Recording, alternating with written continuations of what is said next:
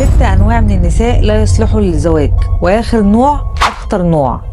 مش كل بنت تنفع تبقى زوجة، في رجالة كتير اكتشفت ده بس متأخر. المشكلة مش في الزواج، المشكلة في الاختيار. لو تجاهلت العلامات دي هتدفع الثمن من راحتك ونفسك. أول نوع من النساء اللي دايما شايفة نفسها الضحية، أي مشكلة أنت الغلطان ومش بتعترف بغلطها.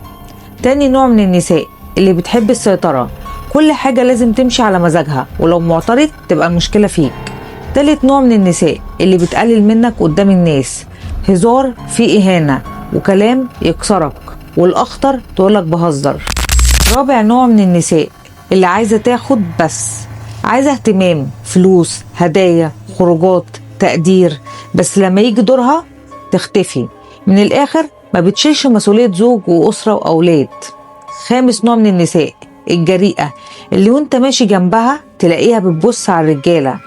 سادس نوع وأخطر نوع من النساء اللي مش متدينة، لأنها مش بتخاف من ربنا، فمش هتتقي ربنا فيك.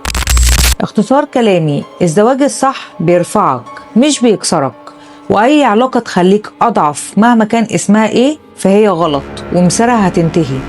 وسؤالي ليكوا، وقولولي بصراحة، أي نوع من النساء شايفينه أخطر؟ واكتب لي في تعليق.